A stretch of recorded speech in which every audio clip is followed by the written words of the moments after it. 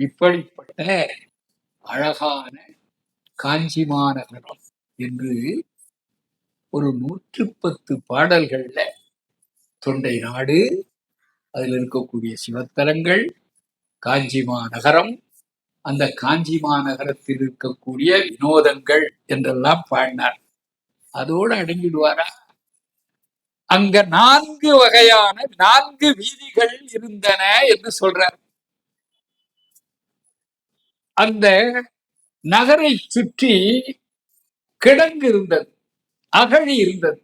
அந்த அகழி எப்படி இருந்ததா? அத ரொம்ப சேர்க்கிறார், ரொம்ப அழகா சொல்றார்.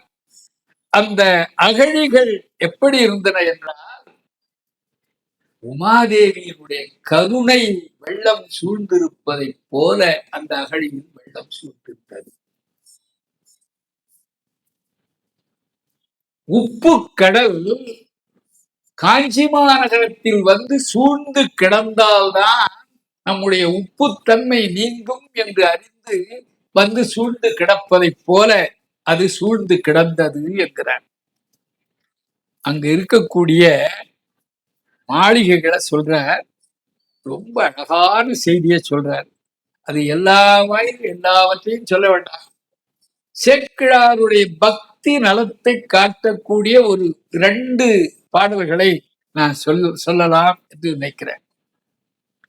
அவருக்கு எதை பார்த்தாலும் சிவபெருமானுடைய நினைப்பு, எதை பார்த்தாலும் சிவனடியார்களுடைய நினைப்பு. அங்க மாளிகை அப்படியே பொன்மயமா திகழ்கிறது.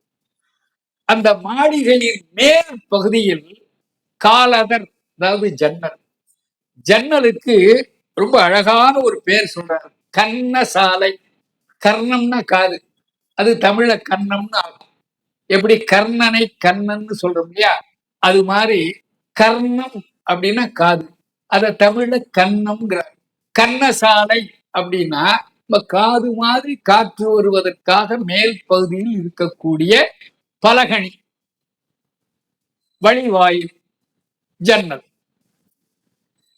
அது அப்படியே வெள்ளை நிறத்துல இருக்குதான், மாணிக்க நிறத்துல. கீழே அந்த மாடிக்கு படிக்கட்டுகள் அமைத்திருக்கிறார். அந்த படிக்கட்டுகள்லாம் எப்படி இருக்குதா, அது நீல சோபானம். நீர் சோபானம் அப்படின்னா படிக்கட்டுகள், கரிய படிக்கட்டுகள் அமைத்திருக்கிறார்கள். கீழே கரிய படிக்கட்டுகள், மேல வெள்ளையை நிறத்தில் அமைந்திருக்கக்கூடிய வைரங்கள் பதிக்க பெற்ற ஜன்னல்கள், நடுவுல பொன்மயமாக இருக்கக்கூடிய இந்த மாளிகை. இந்த மாளிகை எப்படி இருக்குதா, சிவபெருமான் நிற்பது போல மாளிகை இருக்கிறது. அவனுடைய காலை தேடுவதற்காக, திருவடியை தேடுவதற்காக பன்றி உருவம் எடுத்து, கரிய பன்றி உருவம் எடுத்து நிலத்தை கீழ்ந்த பிரம்ம சிவனை போல, திருமாலை போல கீழே அந்த படிகள் இருந்தன. மேலே அவனுடைய முடியை காண்பதற்காக பறந்த அன்னப்பறவை போல அந்த ஜன்னல்கள் இருந்தன என்று பாடுறார். இது ஒரு அருமையான ஒரு கற்பனை. இதை விட இன்னொன்னு சொல்ற, அந்த மாளிகைகள்ல சந்திரகாந்த கல்லை பதித்திருந்தார். குளிர்ச்சியா இருக்கணும் இல்லையா, இப்ப ஏர் கண்டிஷன் போடுறோம், இல்லைன்னா ஏர் கூலர் வச்சுக்கிறோம். அந்த காலத்துல குளிர்ச்சியா இருக்க வேண்டும் என்பதற்காக என்ன பண்ணார்கள், சந்திரகாந்த கல்லை மேலே பதித்தார்கள். அந்த சந்திரகாந்த கல் என்ன பண்ணும், சந்திரன் தோன்றியவுடன் அப்படியே உருகி நீர் வழி, அப்போ ஒரே குளிர்ச்சியா இருக்கும். அந்த காலத்து ஏர் கண்டிஷன். ஆனா எலக்ட்ரிசிட்டி பில் கட்ட இயற்கையில கிடைச்ச குளிர்ச்சி. சேக்கிழார் என்ன அற்புதமா பாடுறாரு பாருங்க. மாளிகைகளின் மேலே பதிக்கப்பட்டிருந்த சந்திரகாந்த கற்கள் சந்திரன் உதயமானவுடன் அப்படியே உருகி நீரை சிந்தின. அது சிவபெருமானை கண்டவுடன் அப்படியே கண்ணீர் பெருக்கி நிற்கக்கூடிய சிவனடியார் போல இருந்தன. அங்க அந்தணர்கள் இருக்கிறார், அவர்கள் வேள்வி செய்கிறார். அந்த வேள்வி புகை நிறைந்த அந்த வீதி. அங்க அரசர்கள் இருக்கிறார். அந்த அரசர்கள் யானை ஓட்டியும் குதிரையை ஓட்டியும் பயிற்சி செய்யக்கூடிய அரச வீதி இருக்கிறது. அங்கே வேளாளர்கள் இருக்கிறார்கள். உமாதேவி சிவபெருமானிடமிருந்து பெற்ற 2 நாழி நெல்லை தர அதை கொண்டு 32 அறங்களை வளர்த்து மக்கள் வாழ்வதற்கு உயிரான சோறு வளைக்கக்கூடிய வேளாளர்கள் இருந்தார்கள். வேளாளர்களுடைய உயர்வை ரொம்ப அழகா சேக்கிழார் பாடுறார். வேத வாய் பயிர் மண்ணு பயிர் வேத வாய்மை உழவு தொழிலார் பெருக்கி உயிர்களெல்லாம் ஒங்கவரும் தரும வினைக்கு உலகா. வேளாளர்கள் செய்வதுதான் அறச்செயல், தர்ம வினை. ஏன் எந்த வேலை செஞ்சாலும் உழவன் கையை நம்பி இருக்கும். அவன் இல்லைன்னா உழவினார் கை மடங்கின். நான் எனக்கு உலகமே வேண்டாம்ப்பா, நான் ஒரு துறவி என்று எல்லாவற்றையும் துறந்த துறவி கூட வாழ்க்கையில் சோறு வேணும். ஆனா அவன் அளவா சாப்பிடுவான் இல்லையா? அப்படி சொல்றார். அடுத்தது சொல்ற, அப்படிப்பட்ட உழவர்கள் ஒரு செய்தியை நாம இங்க நினைச்சு பார்க்கணும். அந்த காலத்தில் இந்த ஜாதி கட்டுப்பாடு இருந்திருக்கு. இந்த கட்டுப்பாடுகளையும் மீறி சிவனடியார்கள் போற்றப்பட்டிருக்கிறார்கள். அது வேறு விஷயம். ஆனா ஜாதி கட்டு அமைப்பு அப்படியே குறையாமல் இருந்தது. சேக்கிழார் உள்ளதே உள்ளவாறு பாடுறார். சமயம் ஜாதி கடந்தது, ஆனா சமுதாயத்தில் ஜாதி அமைப்பு இருந்தது. செய்தி சொல்ற, உயர்ந்த குலத்தில் இருக்கிறவன் அந்தணன். அவன் அரச குலத்தில் இருக்கிற ஒரு பெண்ணையோ, வணிகர் குலத்தில் இருக்கிற ஒரு பெண்ணையோ, வேளாளர் குலத்தில் இருக்கக்கூடிய ஒரு பெண்ணையோ மணந்து கொண்டால் அவர்களுக்கு பிறக்கிற குழந்தைக்கு உலோமர் என்று பெயர். தாழ்ந்த குலத்தில் பிறந்த ஒருவன், அதாவது வேளாளன் ஒருவன் வணிகர் குலத்து பெண்ணையோ, அரச குலத்து பெண்ணையோ, அந்தணர் குலத்து பெண்ணையோ மணந்து கொண்டால் அவர்களுக்கு பிறக்கிற குழந்தை பிரதிலோமர். இவர்களெல்லாம் இந்த 4 சாதியினர் தங்கி இருக்கக்கூடிய வீதியில் தங்காமல் புறத்தே வேறு இடத்தில் தங்கினார்கள். சரி, இப்ப பிரதிலோமர், லோமர் என்று 2 பிரிவினர்கள் இருக்கிறார்கள் அல்லவா? இவர்களுக்கு பிறந்த பிள்ளைக்கு பேர் தான் சங்கரன். அவர்கள் தான் சங்கருத்தார். சங்கரனார் கேதுகுலம், சங்கரு பார்த்து எங்கள் குலம்னார் இல்லையா? அதனால சங்கரன் என்றால் பிரதிலோமர், அனுலோமர் இவர்கள்லாம் கலந்த ஜாதியினால பிறந்தவர்கள். அதனால அந்த காலத்தில் கலப்பு மனம் செய்து கொண்டிருக்கிறார்கள். ஆனால் சமுதாயம் அவர்களை தங்களோடு சேர்த்து கொள்ளாமல் தனியே பிரித்து வைத்திருக்கிறது என்ற ஒரு செய்தியை தெய்வ சேக்கிழார் ஒளிவு மறைவில்லாமல் எடுத்து தெரிவிக்கிறார். அந்த நிலையை அவர் எடுத்து காட்டினார். அப்படிப்பட்ட காஞ்சி மாநகரத்துல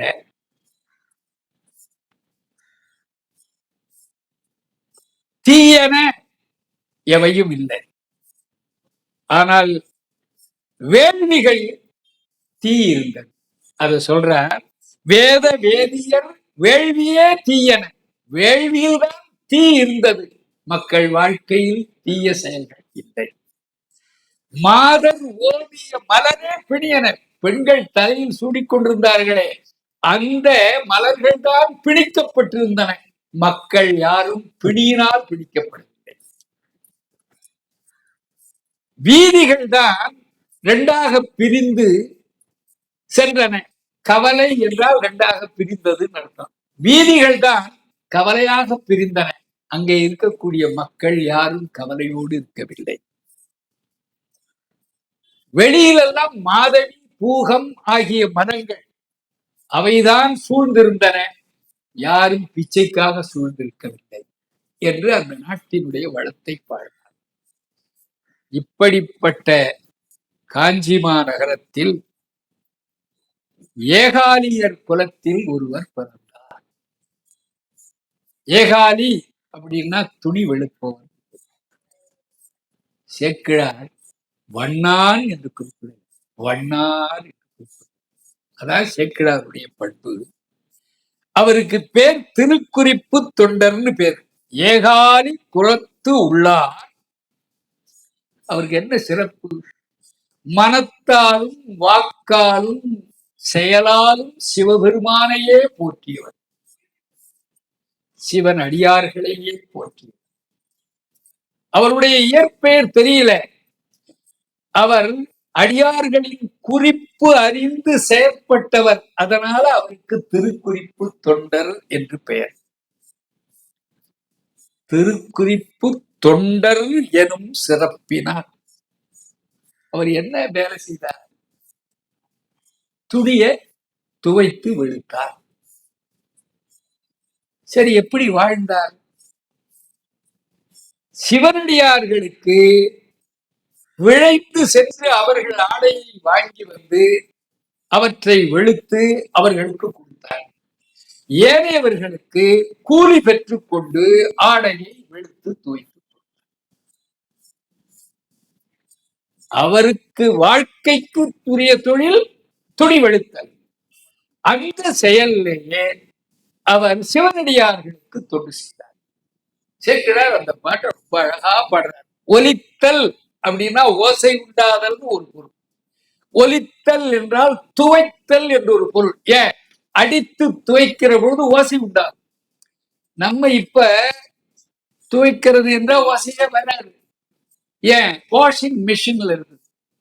அது சத்தம் போடுமா? அது வேற சத்தம் போடும். ஆனா அது துவைக்கிற ஒலி வராது. அந்த காலத்தில் துவைப்பதற்கு கல்லில் அடித்தார்கள். அடிக்கிற பொழுது அது ஒலி உண்டாகும் இல்லையா?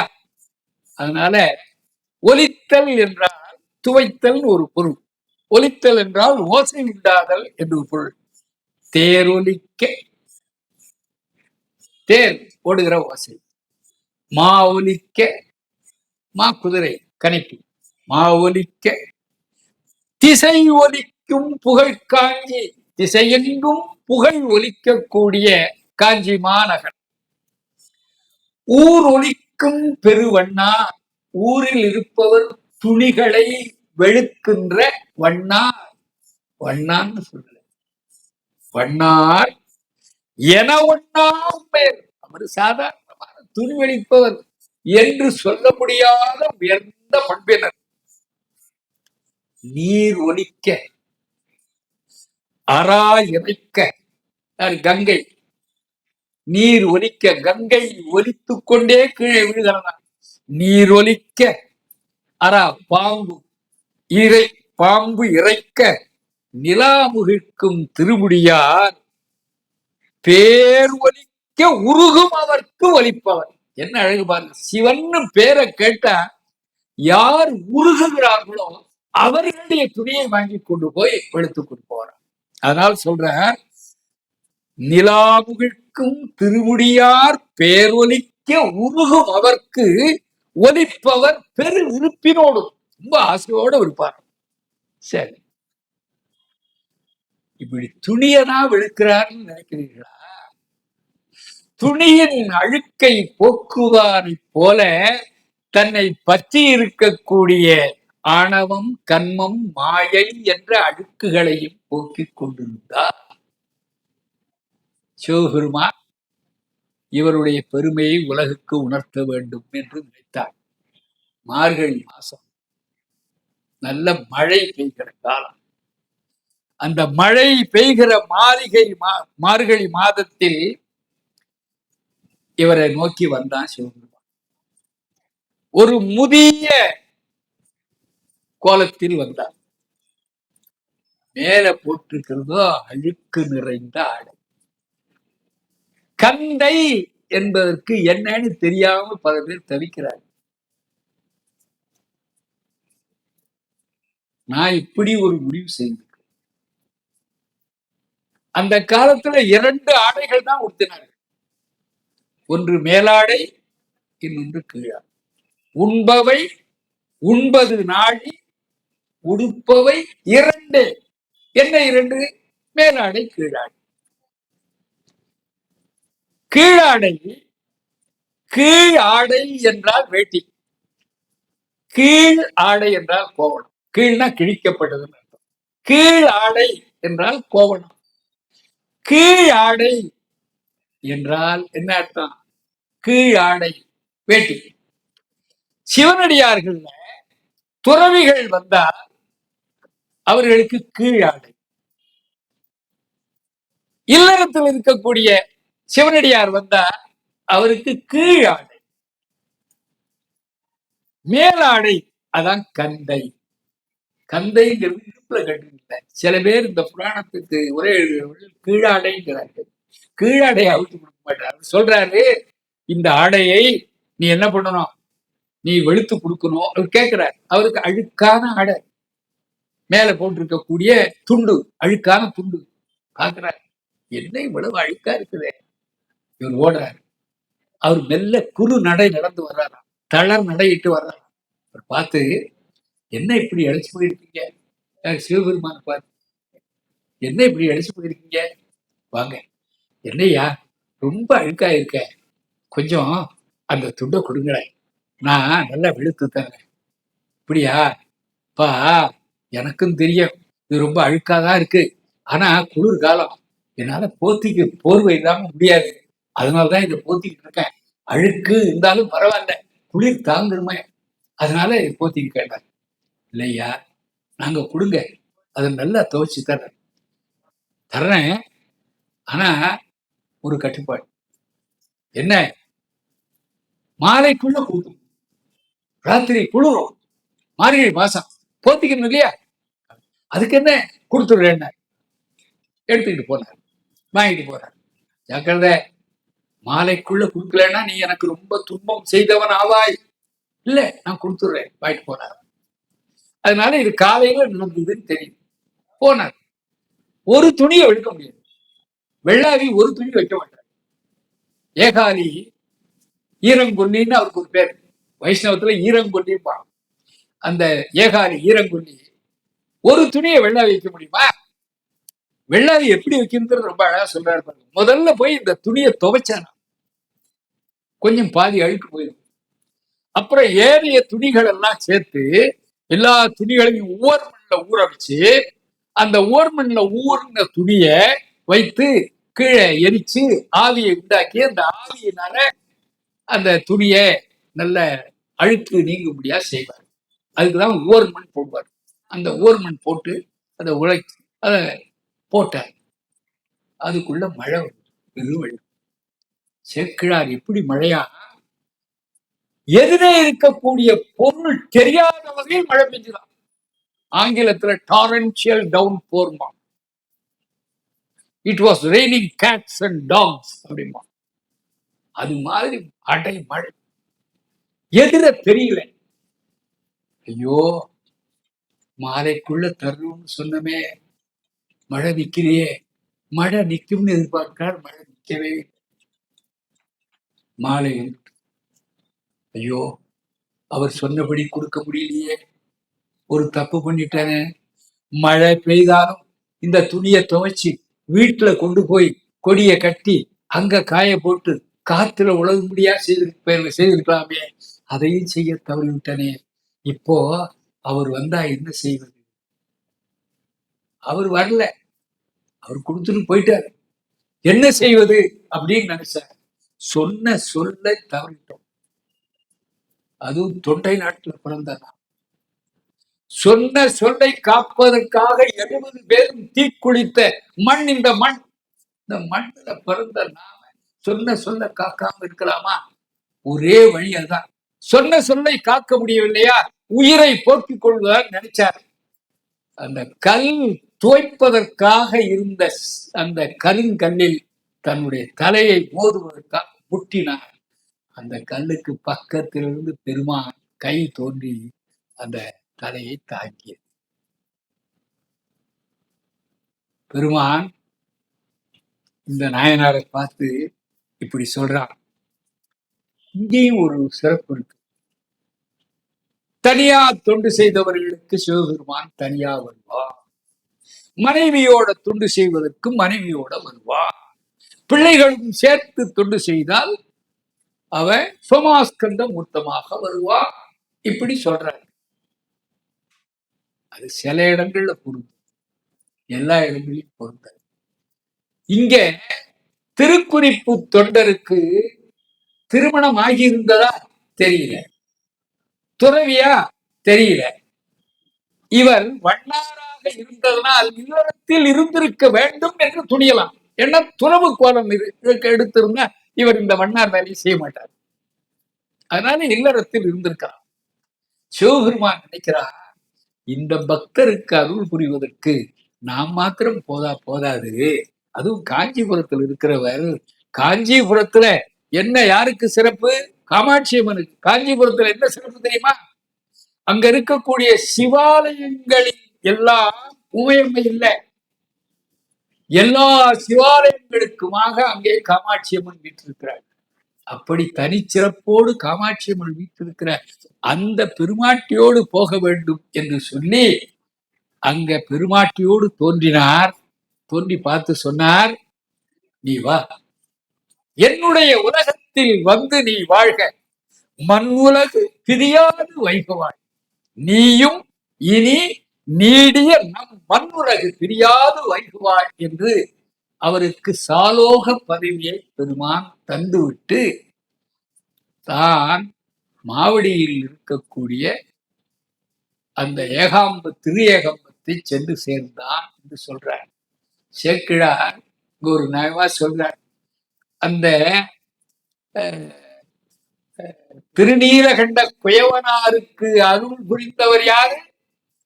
தில்லைப்பதியில் இருக்கிற பெருமான். அவர் தில்லைப்பதியை போய் சேர்ந்தார். இங்க திருக்குறிப்பு தொண்டநாயனாருக்கு அருள் புரிந்தவர் யாரு? திரு ஏகம்ப பெருமான். அதனால ஏகம்பத்தை போய் சார்ந்தார் என்று சொல்கிறார். ஒரு சின்ன வரலாற்றை சேக்கிழார் எவ்வளவு ஈடுபாட்டோடு பாடியிருக்கிறார் என்று நினைக்கும் போது சேக்கிழாருடைய எல்லையற்ற பக்தி, சேக்கிழாருடைய நாட்டுப்பற்று, இவை நம்மை வியப்பில் ஆழ்த்துகின்றன என்று சொல்லி இன்றைய பேச்சை நிறைவு செய்கிறேன்.